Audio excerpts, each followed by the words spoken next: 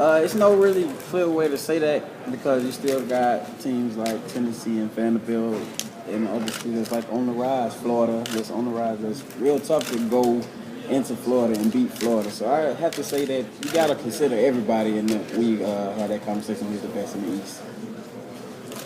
How about different quarterbacks in the SEC? Who are the guys that you really like going up against? Who are the guys that really challenge you? And you think that's the best guys? It's a lot of players that were on our team last year that I like going against. Well, DJ Switzer, Stephon Gilmore, CC Whitlock. But also, it'd be my first time getting to actually go against one of the more top cornerbacks when we run into LSU. I get to face against Tyrann Mathieu.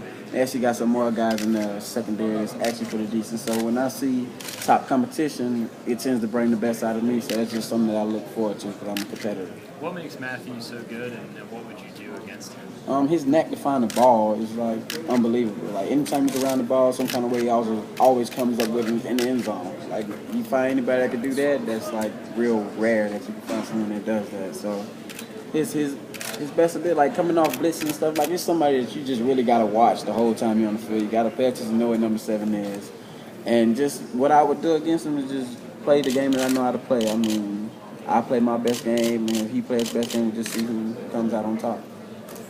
With that ability, does it put you in a situation at times where you may have to be a defender and just make sure he doesn't get the ball, even if you can't get to it, just get it away from him? Right. We never want to turn the ball over, so I would never want another defender to come between me and the ball. Like my coaches always say, don't never let a defender come between you and the ball. If I got to pass interference, if I got to grab him before we make that turnover, I'll grab him if I have to. So. You've seen him, and you talked about his ability to take an interception, go the other way with it. You've seen his return ability. How good can he be on offense?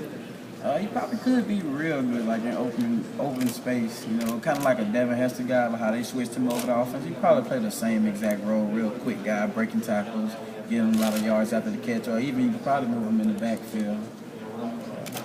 Hey, you are the most experienced guy coming back on the receiving core, most catches. Behind you is Marcus Lattimore that finished the season. Talk about some of the younger guys, and also talk about Shaq Rowland.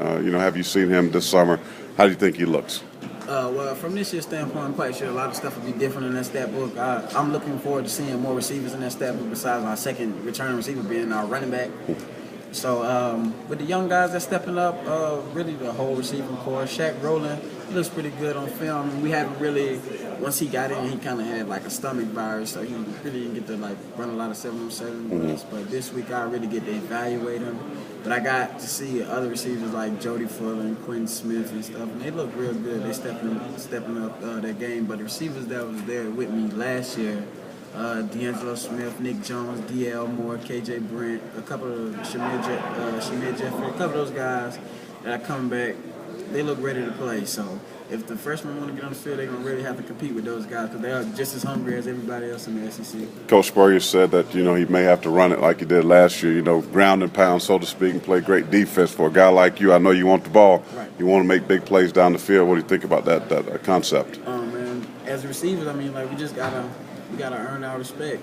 When you got a running back like Lattimore, you got to give Coach Spurrier a reason not to give him the ball when it comes to us. So if Marcus Lattimore wants to stand out, then we got to stand out as well. And I would love to have a team full of everybody who's going to come in and give it their all every game and just make it harder for the next team. So I like the competition that'll come out. It's like a way of motivation. If you don't believe in us, we'll make you believe in us. You have to give us the ball. How has Connor changed over the last year or so? What's he gotten better at? Really his maturity level, his mental level. Like the thing as the game progresses, where I don't have to look to the sideline to get the signals from the coaches. I can just run the offense completely by myself and worry about what happens next. So from a mental standpoint, and he's got bigger, he's got stronger, and his arm and his throwing mechanics has gotten completely way better. So, how do you think things will be without Alshon there, having the safety net, so to speak, and just throwing it up for a jump ball? What do you think how things are going to be? It'll be tough, but I do think we got some guys that can come up that can be that safety net good. Do the jump ball. Like you said, Shaq Rowland got amazing leaping ability. D.L. Moore, 6'4", K.J. Brent, 6'4". We got some guys that can go up and get the ball. Quentin Smith, he's actually like 6'5", 6'6". So it's just all, if they want it, they want it that bad. Because Alshon had something to say when the ball was in the air, it was his. So if they develop that, then we're going to really lose a step.